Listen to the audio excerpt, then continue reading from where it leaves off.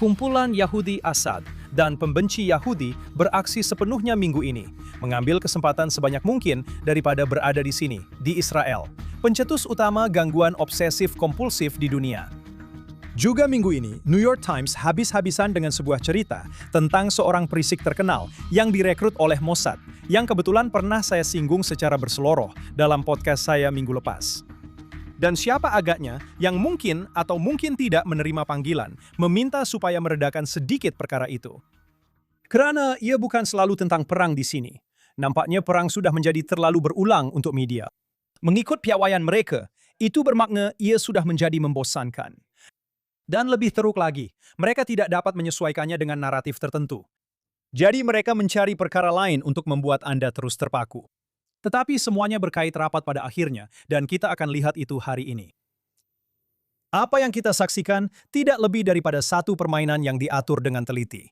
Ini satu sandiwara yang membolehkan dua pihak lawan yang letih untuk membuat persembahan. Iran dapat menunjukkan penentangan untuk menjaga maruah, dan AS dapat mempamerkan sikap agresif. Tetapi di sebalik tabir, dialog masih berterusan. Kedua-dua pihak sedang berusaha keras mengawal ketegangan secukupnya untuk mengelakkan satu perkara yang tidak diingini oleh kedua-duanya, yaitu perang habis-habisan. Inilah pemerhatian yang saya kongsikan dengan Anda dalam podcast saya yang lepas, dan ia masih cukup tepat serta relevan seminggu kemudian. Itu bukan bahan berita yang menarik bagi media, jadi perkara lain perlu menarik perhatian media.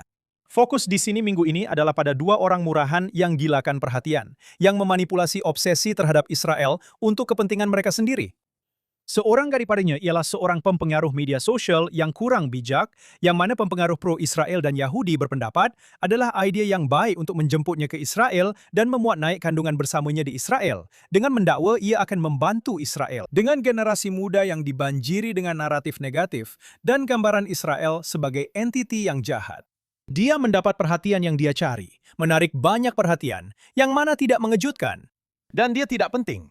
Sebab itu, saya tidak akan sebut pun namanya. Masalah di sini ialah ada orang Yahudi di luar negara yang masih fikir bahwa kita patut melayan dan mengampu mereka yang membenci kita. Kononnya mereka akan tiba-tiba suka kepada kita, yang juga merupakan isu dengan orang Israel berhaluan kiri. Mereka turut serta dalam lawatan Rahm Emanuel ke sini. Dia bersikap merendah-rendahkan dan memandang rendah, tetapi tidak kurang juga oportunisnya. Pada dasarnya, versi yang lebih sophisticated daripada influencer sampah itu. Rahm Emanuel berada di Israel minggu ini, sebuah negara yang telah terlibat dalam perang di 7 medan selama hampir 3 tahun. Sebuah negara yang telah melakukan segala-galanya, membuat setiap konsesi demi keamanan. Seperti yang orang seperti dia katakan, kita patut lakukan. Kita telah membayar harganya selama bertahun-tahun, akibat dasar mengalah yang mereka paksa ke atas kita. Tetapi Emanuel ada beberapa perkara untuk diberitahu kepada kita di Israel.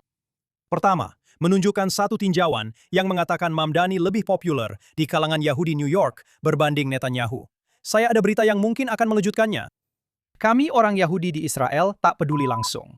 Boleh awak bayangkan, orang Amerika lebih ambil berat tentang pemimpin luar berbanding pemimpin tempatan. Dalam tinjauan di Israel, Mamdani kurang populer berbanding Netanyahu. Mengejutkan kan? Begitu juga dengan semua ahli politik lain. Netanyahu lebih populer daripada sesiapa pun di Israel. Fikirkanlah itu, kau Yahudi yang pengecut.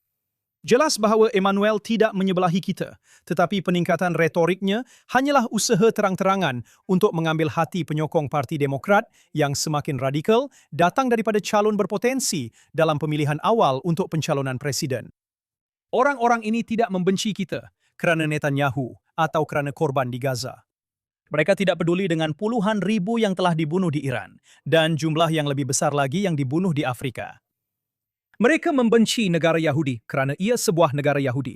Dan Emanuel hanya memainkan peranan memalukannya sebagai seorang ahli politik kontemporari dalam parti yang dahulunya Parti Demokrat dan kini sedang berubah di depan mata kita menjadi cabang Antifa. Amit Dari ialah seorang aktivis Israel dan komander tentera yang telah berkhidmat selama beberapa bulan sejak perang meletus.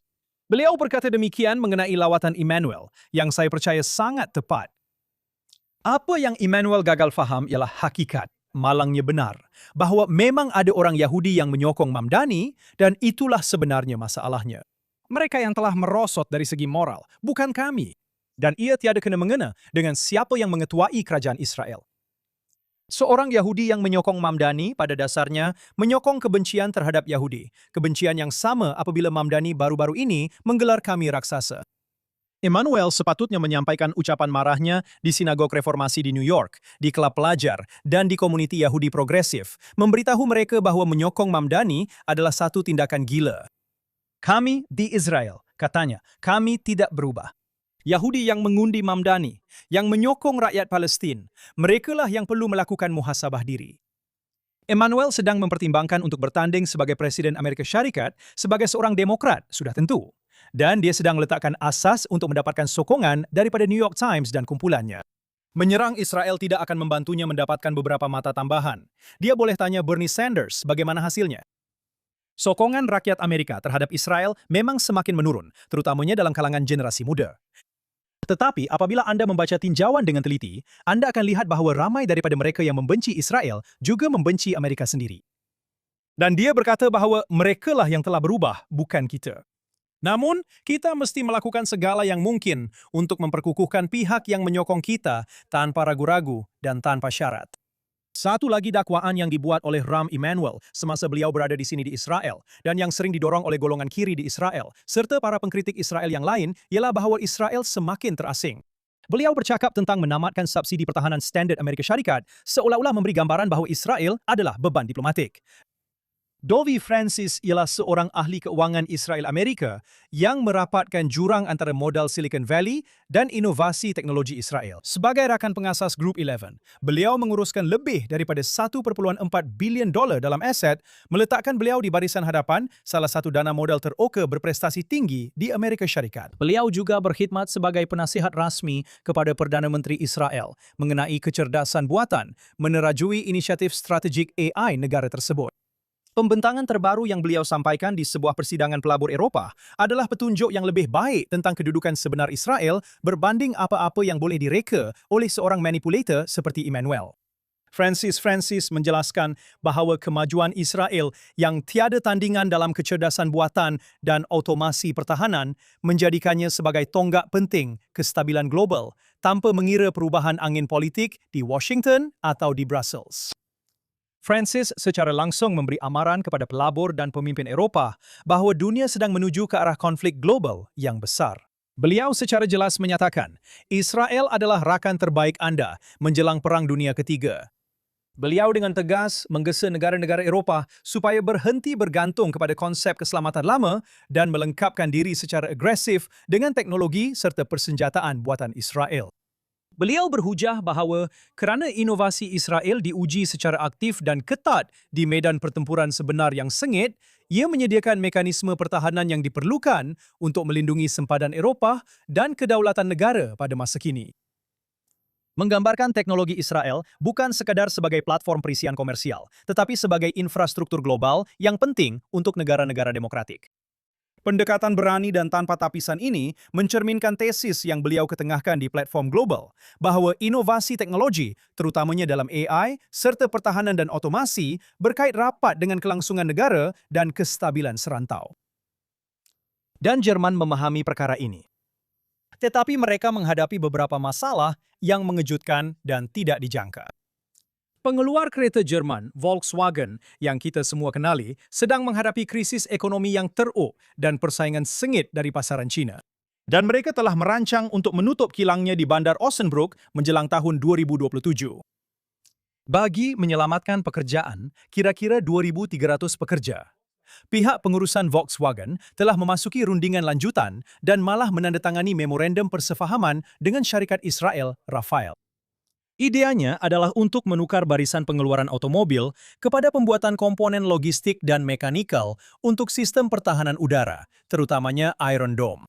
Kilang itu sepatutnya menghasilkan lori berat, platform pembawa, pelancar, dan penjana. Semua ini tanpa bahan letupan atau peluru berpandu itu sendiri yang dirancang untuk dihasilkan di lokasi berasingan.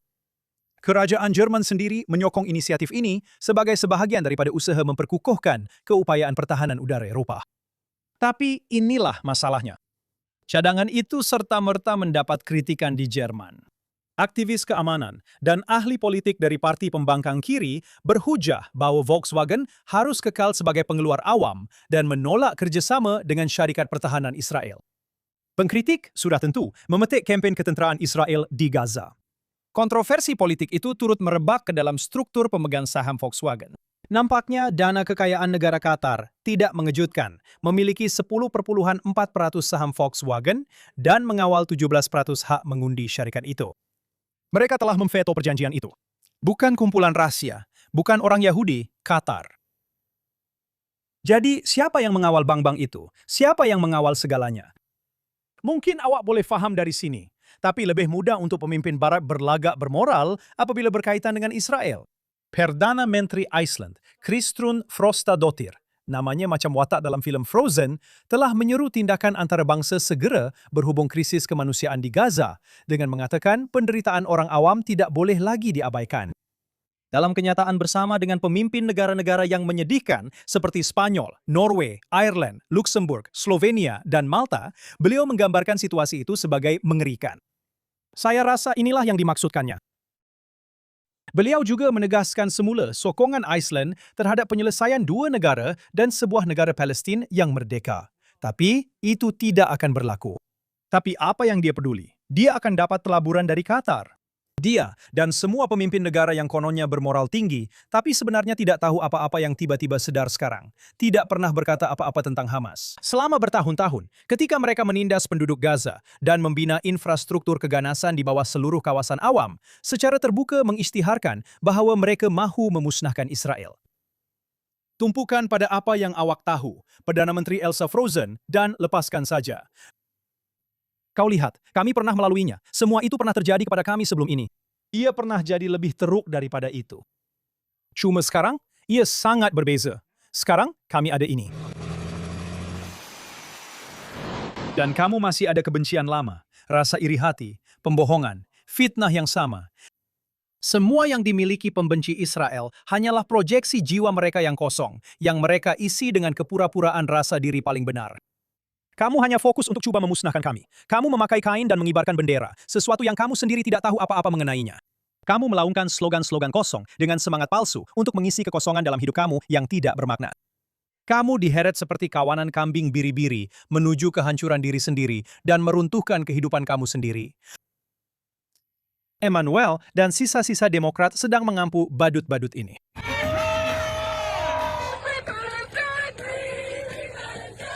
Ya, Zionis adalah rasis. Sementara itu, tidak ada seorang pun Yahudi yang menjadi warga negara PA, Jordan, Arab Saudi, dan negara-negara Arab lain. Zionis adalah rasis. Sementara itu, di bawah kawalan Arab, orang Yahudi tidak boleh berdoa di Baitul Maqdis.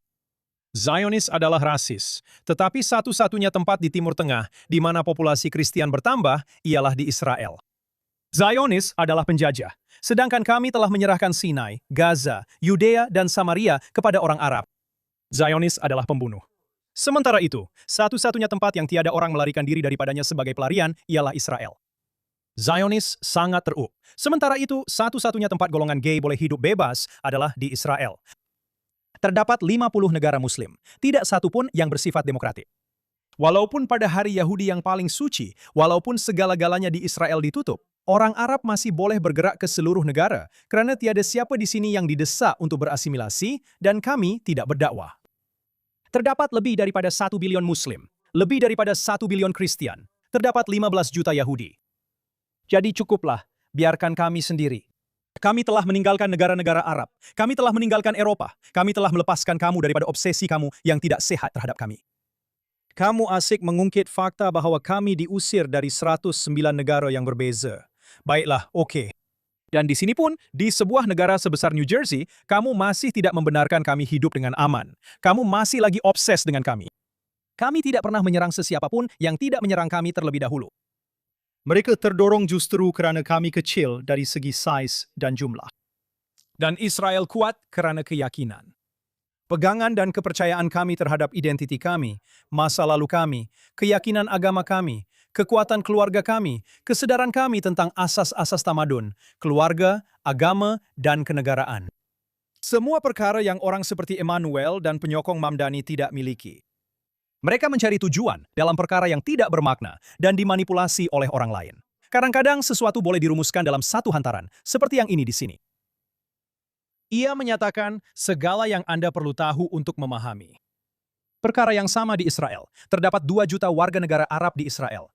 Dan seperti yang saya katakan, satu-satunya negara yang tidak ditinggalkan oleh orang Arab Muslim dan Kristen dan yang mereka tidak berhijrah daripadanya ke Eropa ialah Israel. Itu sepatutnya menjadi petunjuk terbaik tentang apa yang sebenarnya berlaku di sini. Dan walaupun ada yang bercakap tentang pengasingan, realiti di lapangan menceritakan kisah yang sama sekali berbeza. Sekarang ini, gelombang biru besar sedang melanda Amerika Latin. Secara asasnya, mengubah lanskap politik rantau itu. Teras kepada pergerakan ini ialah Presiden Argentina, Javier Milei, yang telah memperkenalkan satu kerangka serantau utama yang dinamakan Perjanjian Isaac. Diilhamkan daripada Perjanjian Abraham, kerangka ini menyatukan kerajaan-kerajaan pro-Israel di seluruh Amerika Tengah dan Selatan melalui kerjasama ekonomi, teknologi, dan anti-keganasan yang dikongsi bersama. Negara-negara seperti Ecuador, Costa Rica, Colombia, Honduras, dan juga Venezuela sedang giat berusaha untuk memulihkan dan memperdalam hubungan mereka dengan Israel. Negara-negara Amerika Latin semakin melihat Israel sebagai rakan strategik yang sangat penting dalam inovasi teknologi tinggi, pertanian, pengurusan air, dan pertahanan. Sementara institusi tradisional Eropa Barat terperangkap dalam retorik, negara-negara Eropa Timur dan Tengah secara senyap-senyap membina strategi geopolitik yang kukuh bersama Israel. Ini disokong oleh kerjasama 3 hala yang mendalam antara Israel, Greece, dan Cyprus yang memberi tumpuan kepada keterhubungan serantau, perkongsian risikan, dan infrastruktur tenaga kritikal seperti saluran pipe East Med Poseidon. Mungkin perubahan yang paling besar sedang berlaku sekarang dengan Asia, melibatkan India, Jepun, Filipina, Singapura, Thailand, dan Vietnam. Sambil secara senyap-senyap membuka saluran ekonomi baru dengan negara-negara penting seperti Indonesia. Seperti yang dinyatakan oleh Perdana Menteri Netanyahu baru-baru ini, beberapa negara secara senyap-senyap memperluaskan hubungan mereka dengan Israel karena salah satu asas undang-undang geopolitik, yaitu pemupukan kekuatan secara berterusan. Negara-negara tidak bersekutu dengan Israel atas dasar kebajikan. Mereka mencari kerjasama kerana kelebihan teknologi, ketenteraan, dan ekonomi Israel benar-benar tiada tandingan. Bising para pengkritik mungkin kuat, tetapi struktur global sebenar sedang berubah dengan ketara memihak kepada Israel. Dan akhirnya, minggu lepas, jika Anda ingat, saya ada berkata seperti berikut. Apa yang kita ada hanyalah kemunculan semula Ahmed Ahmadinejad sebenarnya. Dia dikatakan telah dibunuh, tetapi dia muncul di majelis pengebumian itu. Mungkin dia dihantar dari neraka untuk mengiringi Khamenei. Ahmed Ahmadinejad yang sama itu, entah bagaimana masih hidup. Mungkinkah dia? Saya tertanya-tanya. Namun, beginilah cara Israel mencari perisiknya, di tempat yang paling tidak dijangka. Boleh jadi wartawan biasa, atau di kalangan ahli flotila, penunjuk perasaan menentang Israel. Bukanlah saya tahu. Sudah tentu saya tidak tahu, tetapi kemudian New York Times menyiarkan tajuk dan laporan ini. Menurut sumber perisikan, sekitar tahun 2022, agen Israel bersama Mossad, termasuk ketua Mossad sendiri, telah mengadakan pertemuan rahasia dengan Ahmed Ahmadinejad dan orang-orang kepercayaan beliau di seluruh Eropa. Keadaan menjadi semakin tegang, sehingga semasa konflik tahun 2025, Mossad sebenarnya merancang satu operasi penyelamatan dramatik berisiko tinggi untuk membawa beliau keluar dari Iran. Akhirnya, keseluruhan rancangan itu gagal. Dilaporkan bahwa Ahmad Ahmadinejad menjadi gentar dan menjauhkan diri daripada operasi tersebut, meninggalkan salah satu plot perisikan paling pelik dalam sejarah moden terkubur begitu sahaja. Adakah ia benar-benar berlaku? Adakah saya tahu sesuatu? Saya boleh beritahu awak bahawa saya menerima panggilan daripada seseorang yang menyuruh saya berhenti memberi bayangan tentang kemungkinan adanya pengintip di kalangan media, ahli flotila, dan influencer yang berkeliaran. Tapi kalau saya beritahu awak, saya terpaksa. Awak tahulah. Sehingga kita berjumpa lagi, saya Daniel Seaman. Terima kasih kerana menonton Straight Up dari studio JNS di sini, Jerusalem, Israel.